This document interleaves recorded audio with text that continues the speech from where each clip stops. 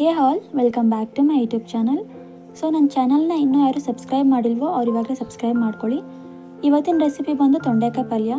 And previous ವೀಡಿಯೋದಲ್ಲಿ ನಾನು ತೊಂಡೆಕಾಯಿ ಪಲ್ಯ ಮಾಡಿ ವೀಡಿಯೋ ಹಾಕಿದ್ದೆ, ಬಟ್ ಈ ರೆಸಿಪಿ ಸ್ವಲ್ಪ ಡಿಫ್ರೆಂಟ್ ಆಗಿದೆ. ಸೊ ಬನ್ನಿ ಸ್ಟಾರ್ಟ್ ಮಾಡೋಣ.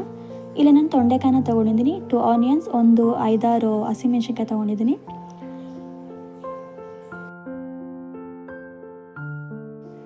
ಬಾಣಲಿಗೆ ಸ್ವಲ್ಪ ಎಣ್ಣೆನ ಹಾಕೊಳ್ಳೋಣ. ಎಣ್ಣೆ ಬಿಸಿ ಆದಮೇಲೆ ಇದಕ್ಕೆ ಸಾಸಿವೆ ಮತ್ತು ಜೀರಿಗೆನ ಹಾಕ್ಕೊತಾ ಇದ್ದೀನಿ. ಜೊತೆಗೆ ಈರುಳ್ಳಿ, ಹಸಿಮೆಣಸಿನ್ಕಾಯಿ, ಕರಿಬೇವನ್ನ ಹಾಕ್ಕೊಂಡು ನೀಟಾಗಿ ಮಿಕ್ಸ್ ಮಾಡ್ಕೊತಾ ಇದ್ದೀನಿ. ಇಲ್ಲಿ ಆನಿಯನ್ ಕಲರ್ ಚೇಂಜ್ ಆಗೋದನ್ನ ನಾವು ನೀಟಾಗಿ ಮಿಕ್ಸ್ ಮಾಡ್ಕೋಬೇಕು. ಸೊ ಇಲ್ಲಿ ನೀಟಾಗಿ ಆನಿಯನ್ ಫ್ರೈ ಆಗಿದೆ. ಇವಾಗ ನಾವು ಇದಕ್ಕೆ ತೊಂಡೆಕಾಯಿನ ಹಾಕೊಳ್ಳೋಣ. ತೊಂಡೆಕಾಯಿನ ಹಾಕ್ಕೊಂಡು ನೀಟಾಗಿ ಮಿಕ್ಸ್ ಮಾಡ್ಕೊಳ್ಳಿ.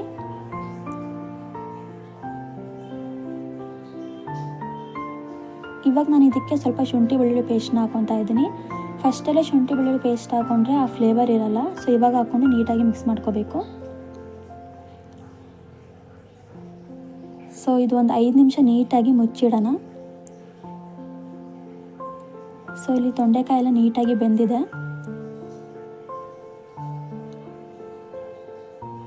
ಇವಾಗ ನಾವು ಇದಕ್ಕೆ ಸ್ವಲ್ಪ ಸ್ಪೈಸಸ್ನ ಹಾಕೊಳ್ಳೋಣ. ಇದಕ್ಕೆ ಸ್ವಲ್ಪ ಧನಿಯಾ ಪುಡಿ, ಗರಂ ಮಸಾಲ, ಅಚ್ಕಾರದ ಪುಡಿ, ರುಚಿಗೆ ತಕ್ಕಷ್ಟು ಉಪ್ಪು.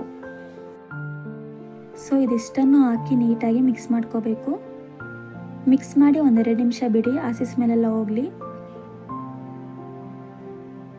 ಸೊ ಇಲ್ಲಿ ಹಸಿ ಸ್ಮೆಲ್ಲೆಲ್ಲ ಹೋಗಿ ನೀಟಾಗಿ ತೊಂಡೆಕಾಯಿ ಫ್ರೈ ಆಗಿದೆ. ಇವಾಗ ನಾವು ಇದಕ್ಕೆ ಸ್ವಲ್ಪ ಕಾಯಿ ತುರಿನ ಹಾಕೊಳ್ಳೋಣ.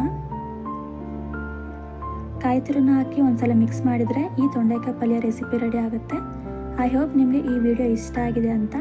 ಇಷ್ಟ ಆಗಿದ್ರೆ ಪ್ಲೀಸ್ ಲೈಕ್ ಮಾಡಿ, ಶೇರ್ ಮಾಡಿ, ಕಮೆಂಟ್ ಮಾಡಿ ಆ್ಯಂಡ್ ಸಬ್ಸ್ಕ್ರೈಬ್ ಮಾಡೋದು ಮಾತ್ರ ಮರಿಬೇಡಿ. Thank you.